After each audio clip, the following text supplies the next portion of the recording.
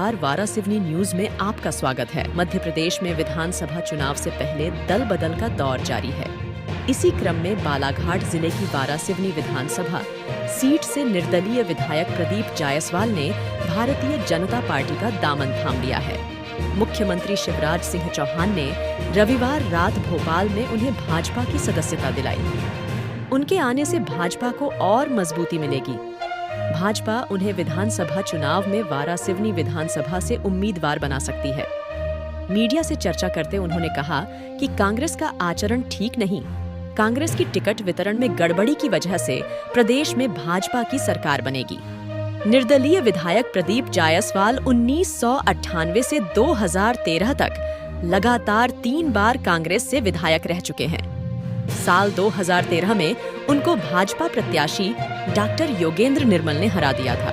इसके बाद 2018 में कांग्रेस पार्टी से टिकट नहीं मिलने पर उन्होंने निर्दलीय चुनाव लड़ा और भाजपा प्रत्याशी डॉक्टर योगेंद्र निर्मल को हराया था।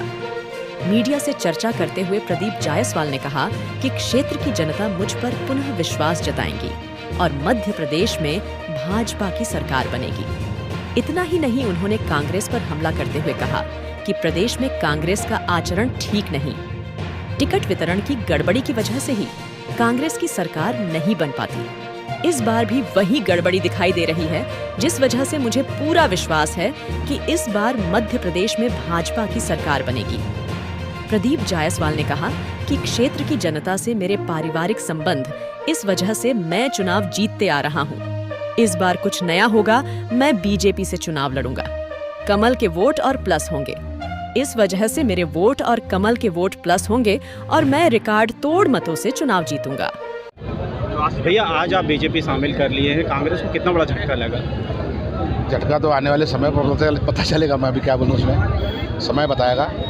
लेकिन निश्चित रूप से कांग्रेस का जो आचरण है, ऐसा नहीं कि सिर्फ मेरे साथ है, ऐसे पूरे मध्य प्रदेश में और भी लोगों के साथ इस प्रकार का आचरण उनका हुआ है, जिसके चलते पिछले बार भी उनकी सरकार नहीं बनी और पिछले बार तो बहुमत के करीब भी थे। इस बार वहाँ तक भी मुझे लगता है पहुँच पाएंगे, क्योंकि टिकट वितरण कांग्रेस की कमजोरी रही है हमेशा। टिकट वितरण की गड़बड़ी के कारण ही ये ऊपर जाकर 60 से नीचे आ जाते हैं धीरे से। तो ये कमी इस बार भी दिखाई दे रही है और मुझे पूरी 100% कह सकता हूँ कि जिस प्रकार से टिकट डिक्लेयर हुई है, अभी आने वाले समय पर मध्य प्रदेश में भारतीय जनता पार्टी की सरकार बनेगी। इसमें कोई दो मत की बात नहीं। वारासिवनी के लिए क्या रणनीति रहेगी आपकी? अब चूँकि आप बीजेपी में शामिल हो गए, कि नया आपके लिए चुनौती होगी? देखिए, यहाँ पर भारतीय जनता पार्टी का मतलब अच्छा मैं कहूँगा बहुमत भी है। भारतीय जनता पार्टी कांग्रेस में सिर्फ गुड्डा जायसवाल का अंतर हुआ करता था, लेकिन आज भी यहाँ भारतीय जनता पार्टी का वोट ज़्यादा है वारासिवनी में। लेकिन इस बार रणनीति हमारी ये है कि भारतीय जनता पार्टी के जो वोट है, माननीय शिवराज जी हैं, हमारे भौरी बाबू हैं, जिले के सारे नेता हैं और जो हमारे कार्यकर्ता भारतीय जनता पार्टी के, जो मेरे से नज़दीकी हैं। 80% कार्यकर्ता ऐसे हैं ग्रामीण क्षेत्र के जो लगातार मेरे संपर्क हैं। तो निश्चित रूप से भारतीय जनता पार्टी के वोट और मेरे जो हमारे ट्रैक्टर के वोट कहें, बाल्टी के वोट कहें, ये जो वोट है, इसको लेकर हम गिनने यदि तो इस बार तो मैं समझता हूँ कि रिकॉर्ड तोड़ मतों से चुनाव में जीतूंगा। काफ़ी लोग नाराज़ नज़र आ रहे हैं बीजेपी में, कैसे मनाएंगे?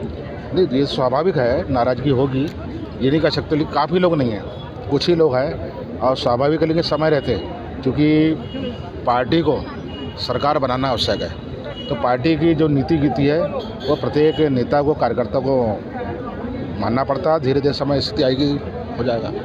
जिस विचारधारा ने आपको एक विशालकाय वृक्ष की भांति आगे बढ़ाया, उस विचारधारा ने छोड़ दिया और अब शिवराज जी ने संभाल लिया है। देखिए, विचारधारा की बात नहीं करता मैं।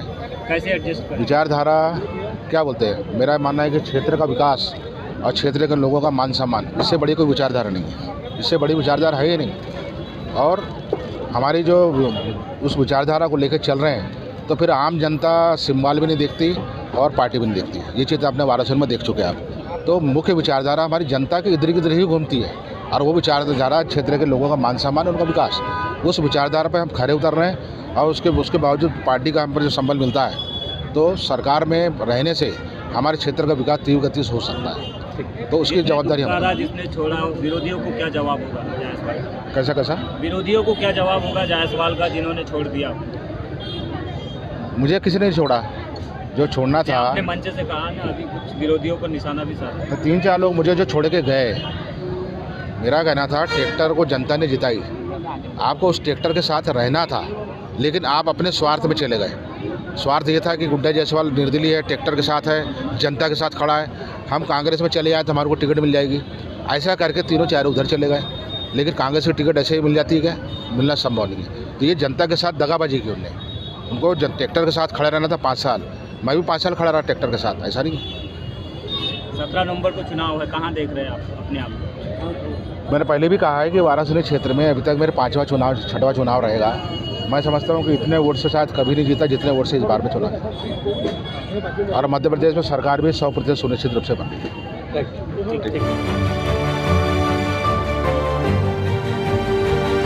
निष्पक्ष खबरें, आपकी आवाज, वाराणसी न्यूज।